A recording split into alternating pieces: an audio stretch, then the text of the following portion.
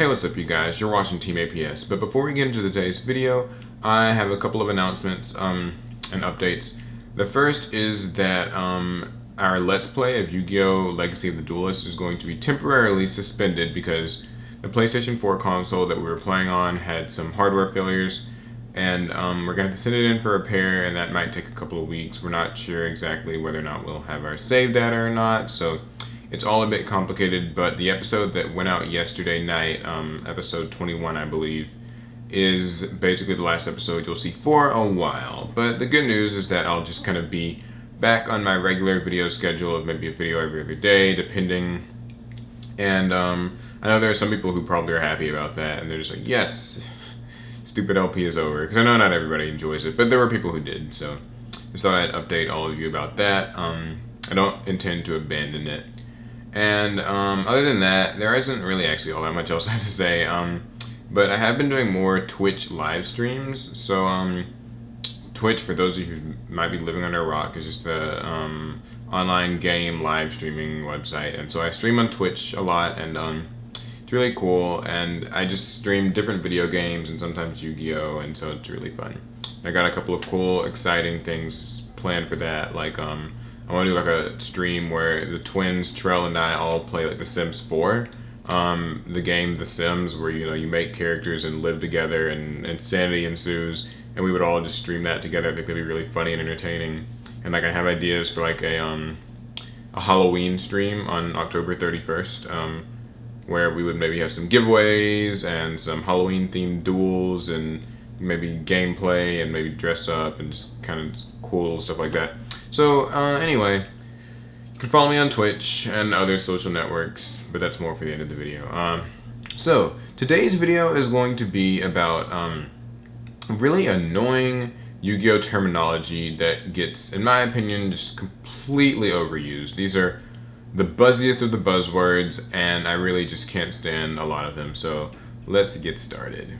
The first term is one that kind of got popular a couple years ago, and that's helmet. So helmet decks is something you'll probably hear thrown around quite a lot, and it's a really annoying term because, like many of the terms on this list, is pretty vaguely defined and pretty sort of, I don't know if ignorant's the word, I'm just trying to avoid, pejoratives here, but it's just one of those terms that people use to describe decks that they think are linear and take no skill. Examples are like, Bujins kind of in their time, helmets, go figure. Satellar Knights, what's the other one? Cleaforts, things like that. People like to call these decks helmet, and it's annoying because it's one of those terms that I don't really like what it implies. It implies like, oh, you're playing a helmet deck, and, so that justifies my loss because, you kind of hear people get salty and like complain that something's a helmet deck, and, that's the only reason you won, but it's like, well, that's just kind of another one of those. The linear, simple to play deck is just another archetype of deck that exists in the game. You have to just prepare for it and respect it, because the thing is, Cleaforts and Satellar Knights don't win everything. So clearly, there are players who are beating them.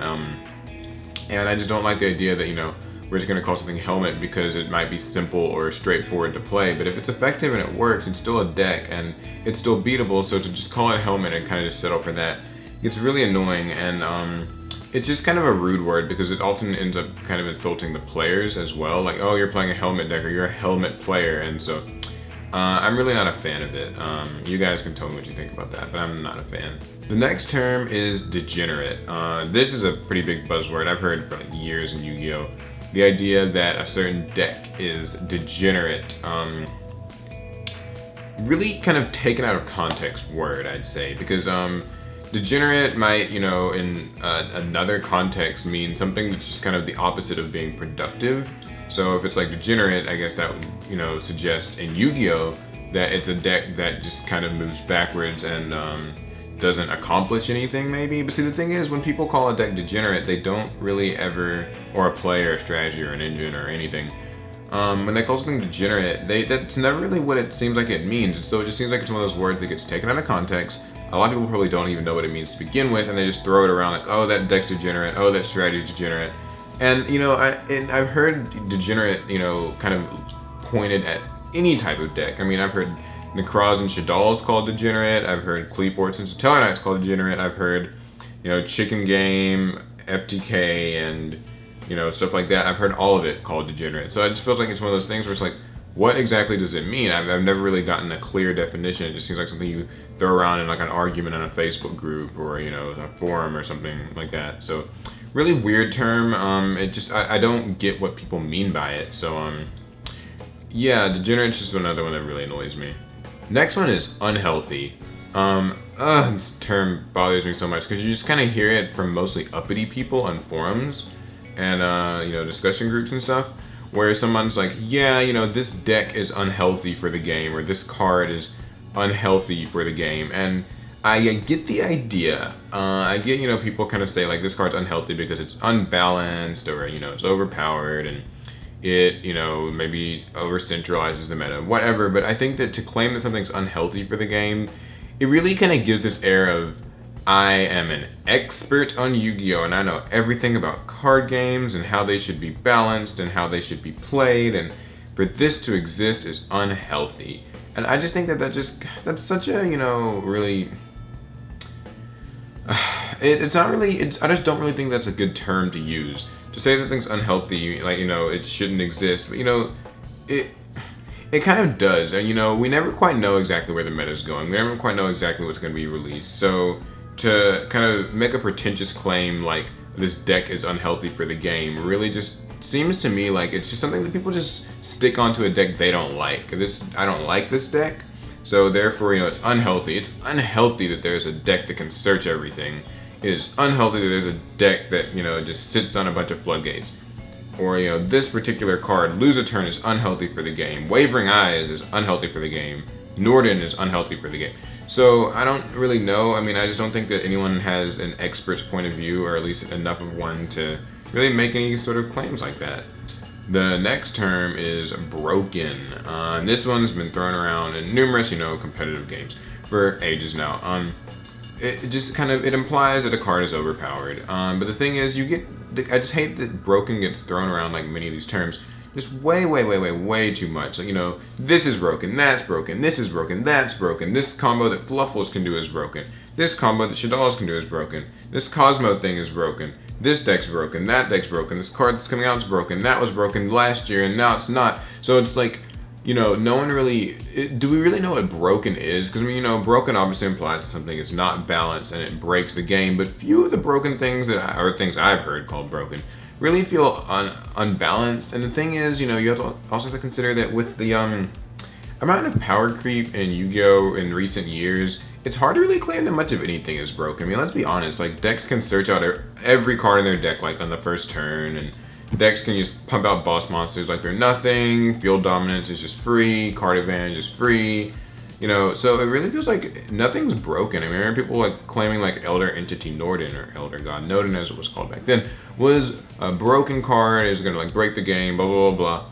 But here he's out and he's doing stuff, and that's cool, but like I don't really feel like it's broken. I feel like with the power creep that's kind of happened, it's just another card, it's just another powerful effect that multiple decks can use. But broken, just to me, I feel like broken cards are few and far in between. And so Konami, despite all the flack we give them, is pretty good about not releasing outright broken stuff. They release powerful decks and powerful support cards for those decks, but it kind of just all balances out. So I think broken it's become something that people kind of just throw around without a whole lot of reason.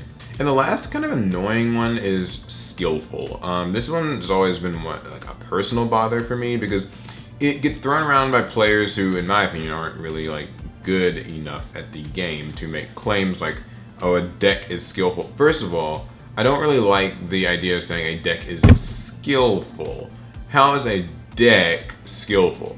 I think what people mean to say is that a deck takes a certain degree of skill to play, and that would maybe be more accurate. But even then, it's just a very ambiguous term, because maybe Satellar Knights are very easy to play, or even Burning Abyss, but people will claim that like Shadalls and Necroz are skillful.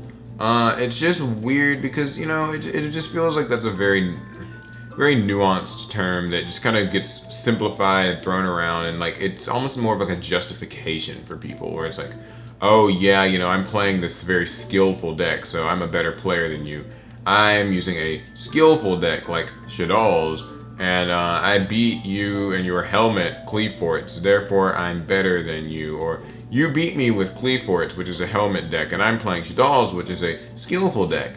Therefore, you didn't outplay me or, anything like that. You were just playing a helmet deck and blah, blah, blah. So it's just really weird. I don't like it, and I think that it's just used more of as a justification tool than an actual accurate adjective or adverb. So, yeah, skillful just, I've heard it for years. People just throw it around, and I feel like this deck's more skillful than this deck, and it's like, there's no way to compare that. It's kind of just a open-ended term. So that concludes my terms in Yu-Gi-Oh's terminology that really kind of bothers me, gets overused, thrown around, it's all become buzzwords. None of it's really clearly defined, but you'll hear it in every single Facebook argument, Reddit argument, Dueling Network. It's a mess. So, but tell me, you guys, in the comments, what are some of the really annoying arguments that you guys, or words and terms, you guys hear all the time, mostly online, and just explain them to me. What do you think of them? Why do you hate them? Because I can't stand a lot of other terms that just didn't make the list. And that's gonna be the video. So I really hope you guys liked it, and if you like this stuff, then subscribe and you get to see more fun Yu-Gi-Oh! That's the video. Like it, sub, comment, bye.